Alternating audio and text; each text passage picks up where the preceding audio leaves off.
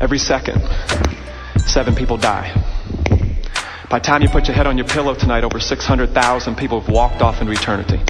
Heaven or hell as we speak. Got a very simple question for you, Cedarville. Do you care? Much tougher question, though. Do you care enough to do something about it? Because trust me on a simple fact. If you do not care enough to do something about it, trust me, you do not care. And I'll go ahead and tell you that's the problem we got with the American church today. We swear to the high heavens we care where all these people are going to spend eternity, but I don't care enough to get in a conversation with my next door neighbor, with one of my friends from high school. Think about that. What's it going to take for you to get out of your comfort zone? Bill Bright, Campus Crusade for Christ, says 2% of all American Christians share their faith on a regular basis. Does that sound like the book of Acts to you? Doesn't sound like the book of Acts to me. Promise Keepers just said that 90% of all Christian men have never shared their faith one single time. Does that sound like Matthew, Mark, Luke, and John to you? Paul to you? Peter to you? What have we done? We formed a type of Christianity in 2003 that did not exist 2,000 years ago. We've made sharing our faith an optional part of Christianity. It was never an optional part. It was what we were living for, to see 6 billion people saved. Does your heart beat that way? What's it going to take for you to get out of your comfort zone? I hear there's already people out of their comfort zone here at this school. Okay, I'm going to challenge you to get farther out. If you're not out of your comfort zone, I'm about to challenge you to get out of it. Okay, and to stay out of it. What's it going to take for that to happen?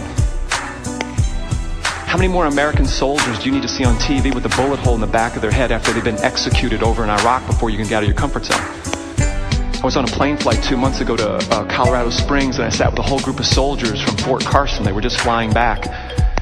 They were in Iraq for a while, and as we were on the plane, I sat next to a soldier and got to talk with him the entire plane flight. 15 of their fellow soldiers were killed, dead in Iraq, never made it back. We had a great talk on the flight. When we got off the plane, there were all these wives and girlfriends waiting on the soldiers when they come off. It was a really cool reunion. And all of a sudden it hit me. There's 15 people, 15 wives and girlfriends that did not need to come to the airport that day because their boyfriend or their husband did not make it back from Iraq. What's it going to take to get out of your comfort zone? Anyone died here at Cedarville? Anyone died here? Nod your head, yes or no. Anyone died here in the last couple of years? Okay, think about that. I just spoke at the University of Florida the other day. 800 college students. Said, anyone died here at your school? They said, yeah. I said, when? They said, yesterday.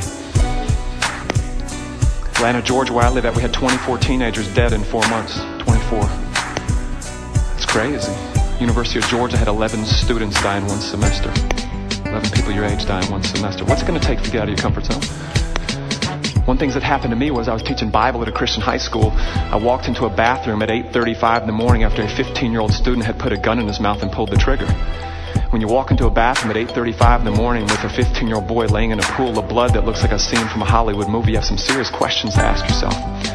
You're still going to keep living the same old mediocre Christian life, Mark Cahill, or you're going to start getting out of your comfort zone and start serving the God of this universe like you're supposed to? I had some serious questions to ask myself. And that's one of the defining characteristics in my life, to get out of my comfort zone and start standing up for what I believe, no matter what the cost. Is there a cost when you stand up for it? Is there a cost when you stand up for it? Is there a cost when you stand up for it? You better believe there's a cost for it. Jesus Christ knew it, but he knew his dad was worth it. The question is, when am I going to get to the point that I know my God is worth it? No matter what the cost. Every second, 7 people die.